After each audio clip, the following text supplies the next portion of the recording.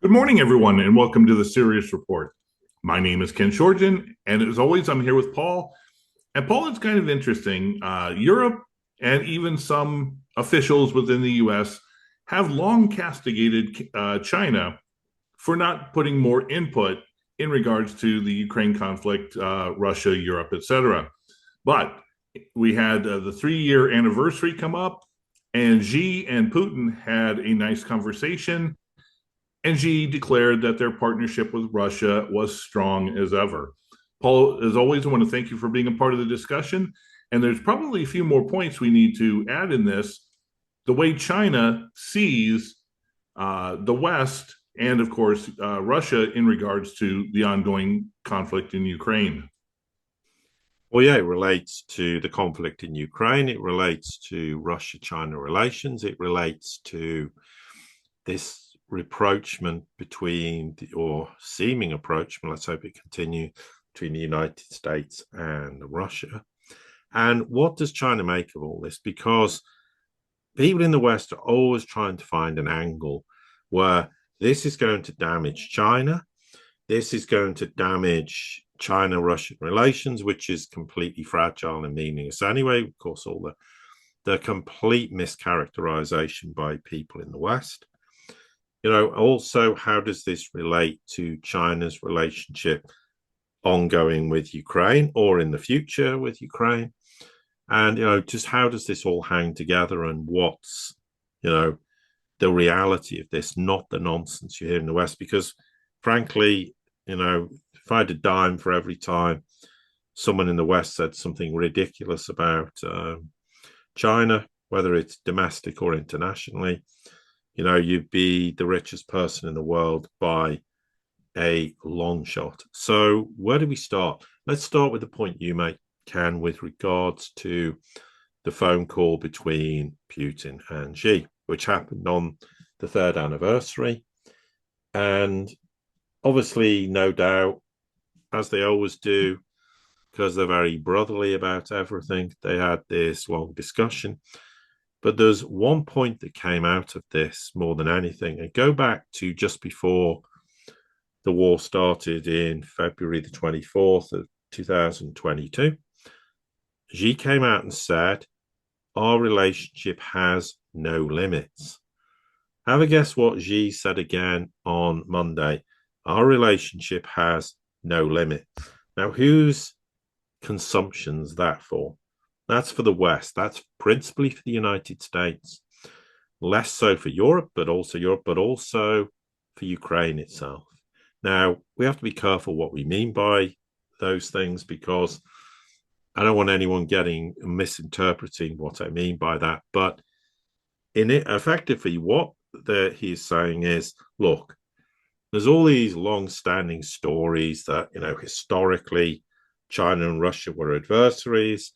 Apparently they still believe there's all this disputed territory between the two countries, which was settled years ago. There's an agreement in place. It's a myth. It's just people in the West who are desperate to believe that China and Russia's relationship is transient. It doesn't have any substance to it. And excuse me, it's probably going to be over in the future, because guess what? China's going to do the dirty on Russia and stab them in the back, which is ridiculous. Excuse me. So the question, therefore, is, Xi's making the point, and Putin likewise, this is nonsense. It has no basis in reality. And we're going to demonstrate. You won't listen to us because the West never does. There isn't a problem. There never will be. And by the way, the Ukraine war didn't push us into each other's arms, believe it or not. They were friends for a long time, for well over a decade.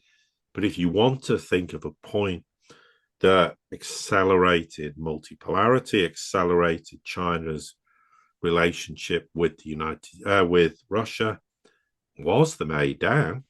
And what was the first big move? The Power of Siberia 1 gas pipeline, which was completed between Russia and China, all traded in non-dollar terms. So there is some relationship to the idea that Ukraine drove them together, but it certainly wasn't the start of the war or when the war carried on. It was going back a long time before that. One slight catalyst for it was the Maidan, and that we've talked about that many times before. So that's really the first point, that the West needs to stop making these ridiculous statements about China-Russia relations, that it's a marriage of convenience that's going to fail miserably. Here's the reality. With regards to the United States and Russia and this rapprochement, and really for the United States, it has no choice. And the reason it has no choice but to do this is it knows it cannot defeat Russia militarily. So it needs to make sure at all costs it never appears to be an aggressor with regards to Russia, which is why it spent the entire Ukraine war going, no, Russia, we're not attacking you. No, we didn't agree to this. No, we accept your version of the events. You weren't responsible. The Ukrainians aligned, just doing everything to stop a direct confrontation between the two, leading to the risk of a war. And we know what a war between the United States and Russia would lead to. So the US militarily is light years behind Russia. The United States is light years behind Russia. When it comes to its economy, the Americans now know that you can't destroy the Russian economy. In fact, they were the most sanctioned nation on the planet for 3 years. And what did it do? Russia's economy has never been stronger. And the United States has finally woken up to the fact who's got all the resources. Russia. We'd like those resources because, you know what, it'd be far easier to be friends with them. Say, can we have your resources? Can we have joint ventures and work on, areas in like parts of Ukraine, for example, the Russian Federation, etc., etc. So that's a marriage of convenience. For Russia, it's fine. No hostilities. We can cooperate. We're never going to be ideologically similar, but, we can be adults and work together. The big difference is the China-Russia relationship, they're brothers. And never forget the old adage, blood is thicker than water. So that relationship will never be broken. People don't understand the strength and depth of the relationship between Xi and Putin, which is extremely pivotal in the relationship between the countries. It's ironclad. It's an alliance in every sense of the word. And Xi's comments about no limits is to make people in the West go, what the hell does that mean? And what does that mean for us meddling in the South China Sea and Taiwan, etc.? But what does it also mean if nations in the future attack Russia directly, indirectly, whatever? Does that mean China's going to, at some point in the future, come to the aid of Russia, for argument's sake? So that's making people in the West have to think very differently.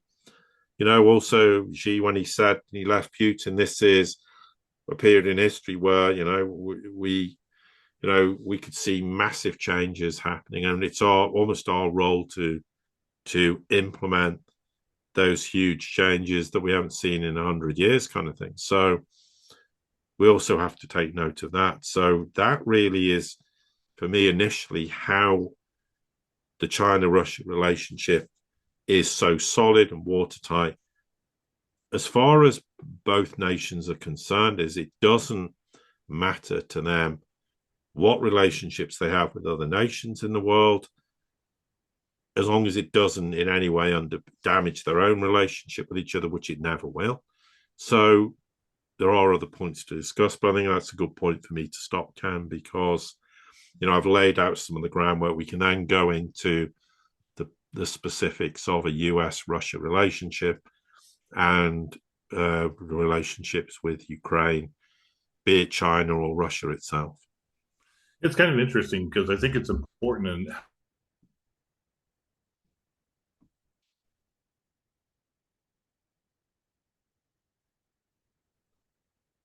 is trying to be like. Ken, I lost you where you said you started talking again. So if you want to Okay. just start, Yeah. just have a pause for a few seconds and then start again. Okay. It's interesting that you use the assessment of Xi and Putin as brothers, because I see almost the relationship that Trump is having with each in a different capacity. Trump is almost like he doesn't have an animosity or hatred against Putin or even Xi. He sees China as an adversary. Think of it in the sense of two big corporations working in the same field, say technology, and they're fighting for dominance. In the same breath, Trump and Putin are more like neighbors who live on the side of the street. They're not close friends, but they want to get along and not have anything that's going to disrupt the neighborhood. So when you take a look at it from both sides there, it's not surprising that Trump sees China as in his Trump's CIA director John Ratcliffe says China is far and away the top national security threat. Well, that can be interpreted in many different ways. What is national security? Under the Biden administration, walking down the street was national security. But in regards to, are they a real military and geopolitical threat? Not really, only except for those who have this desire to continue to push the unipolar world hegemony.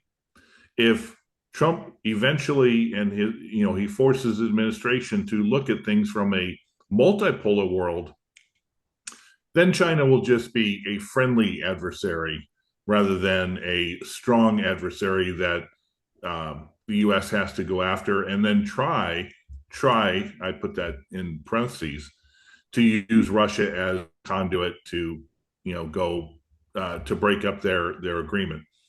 Trump eventually is, I think, going to have to come to the realization that no, the brotherhood between Russia and China is extraordinarily strong. It's built on, as you said, it's built on blood. It's built on having to deal with a hegemonic power that has treated them unfairly over time. And when you think about it, Russia really started coming to its own at the beginning of the 21st century. They had to deal with a decade of rebuilding and finding their identity after the fall of the Soviet Union. China, Xi spent the first 7-8 years of his reign getting rid of corruption and trying to put a new face on China itself. And as people have been going over to China recently, they're like, this is nothing like the West has ever said it is. The streets are clean. There's little to no crime at all. The technology and the superiority is far beyond the cities of the United States. So it's kind of interesting when you take a look at it.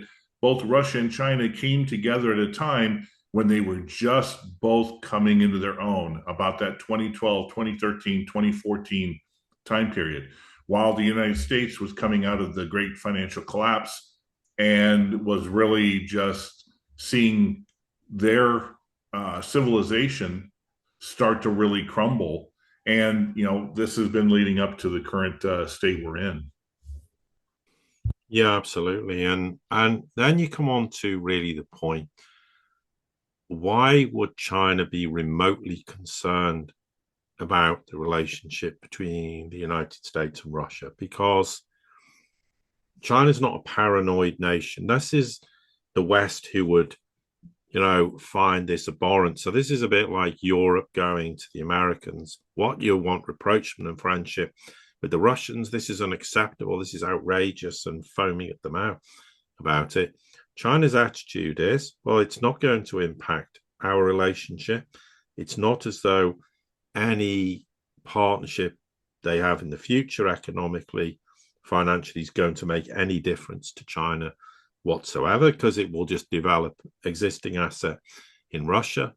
It's not as though Russia's going to have to turn around to the Chinese and go, I'll tell you what, those projects we're working on, well, sorry, America's having them instead. These are over and above anything that underpins the China-Russia relationship. So, anything that helps increase global stability is good for China.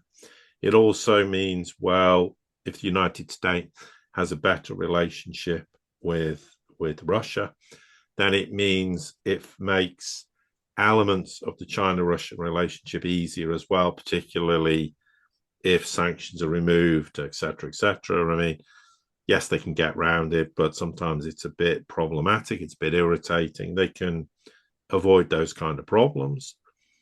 And also, if the United States, for example, has joint ventures with Russia in areas that the United States, of course, claims whenever it's something they don't like, this is a matter of national security, this is a threat to us. And so there might be contested areas that if the United States gets a piece of the pie, they won't think about it as contested, which not only benefits Russia, but could also benefit China, because China might have an involvement in it. It might also stimulate trilateral relations on some level with all parties, which is beneficial to all of them. So there isn't any reason why China would think this is a problem, because they aren't paranoid, they don't feel threatened. They have an ironclad relationship with the Russians. There's trust there. So, it's just what multipolarity is. You can work with other nations. And what is the problem? And this is what the US needs to do. Stop going, well, you're either our friend or you're against us. So the attitude partly in the United States in some quarters is, well, if we make friends with Russia, that will break the Russia-China relationship, because they think that simplistically in that sort of binary mindset, well, if you're friends with them now, then they're not going to be friends with you. Well, this is just nonsense.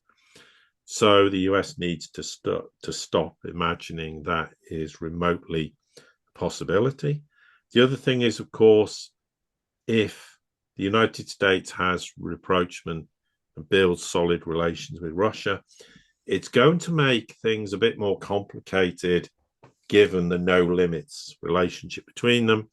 If the United States starts being antagonistic to any degree in China or the South China Sea, that might then, you might see a Russian response to this, because the United States doesn't know what the Russia-China relationship is militarily. They don't have an alliance, but they do. So it's not like Article 5, but, so the United States, in having rapprochement with Russia, might also hugely benefit the Chinese geopolitically. And also, of course, the fact that they share military technology, etc., and intelligence and everything might also make the United States go, well, we have to be extremely careful if we're going to have this relationship with Russia, that we don't do things that antagonize the Chinese. Now, it's worth noting, and this is the difference, the United States, Trump was talking about wanting to reduce military expenditure by 50%. And you go, well, I think China and Russia should do that. And Putin's gone, well, yeah, that seems like a good idea. This has to be confirmed, but by all accounts, China's gone, no, we're not party to that.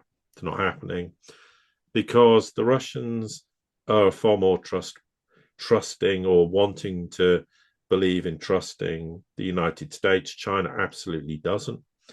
I think it will take an awful lot to rebuild trust, and it's not something that will happen this year. Next year it could be decades or a decade or whatever, or the US finally says, okay, forget Taiwan. Taiwan's all yours, in the one sense. We're not getting involved. We're not pretending to respect the one China principle and then trying to undermine it 5 seconds later.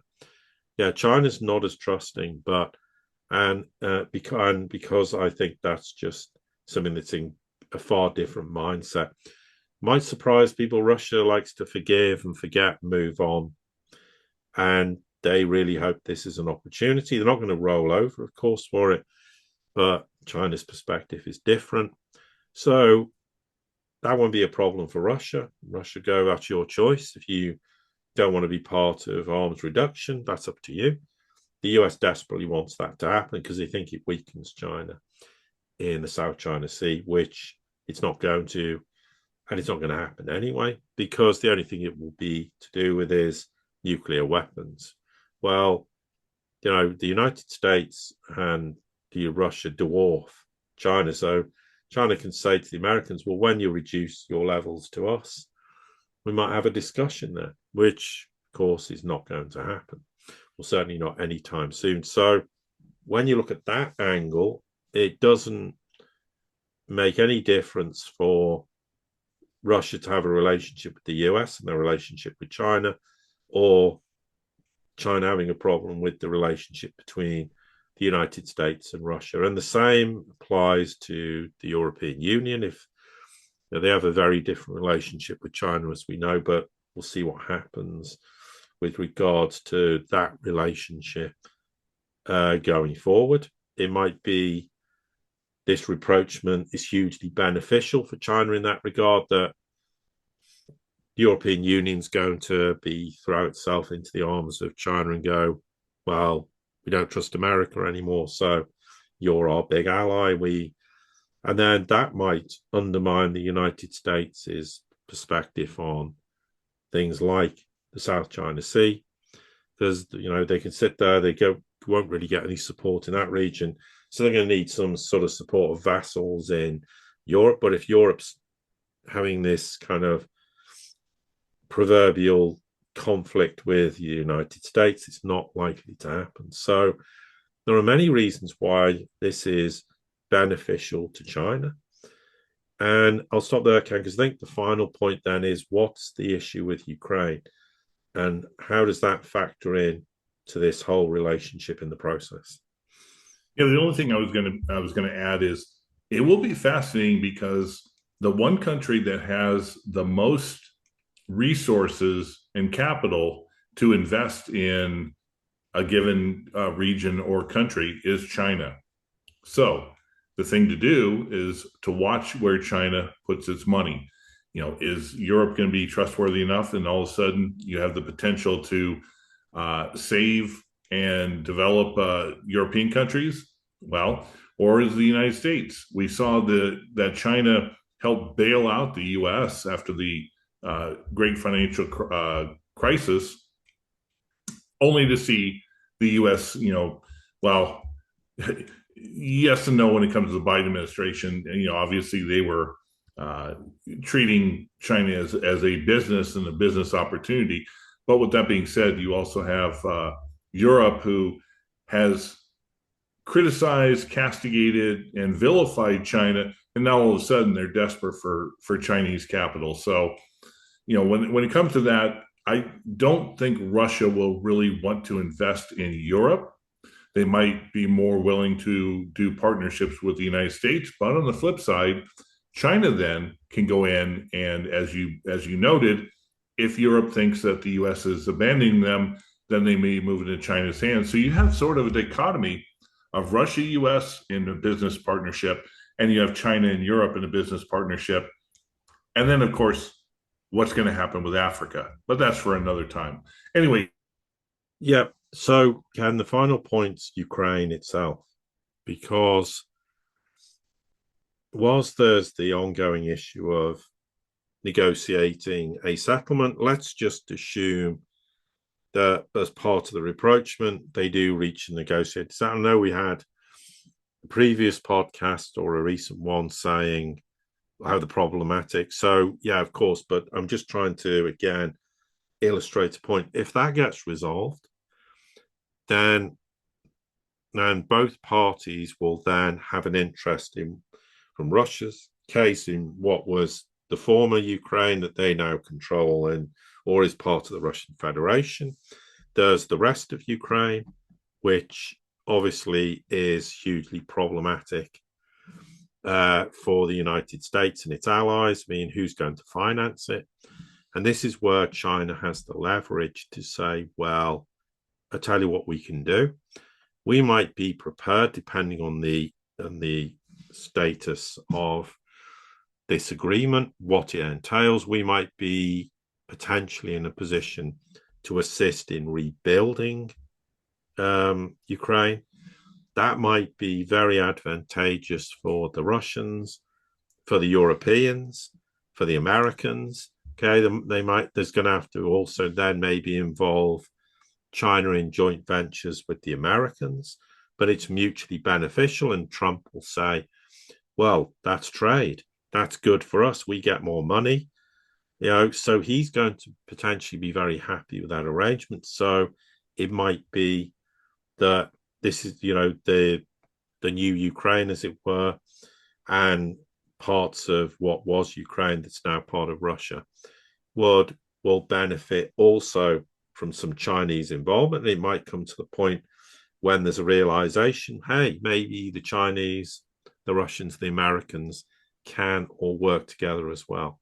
Now, okay, that might be a bridge too far, but it's another illustration that in principle, there aren't any obstacles or problems from anybody's perspective with regards to US-Russia rapprochement, and particularly not from the Chinese perspective, because frankly, it's all very much win-win for China, the outcome of this.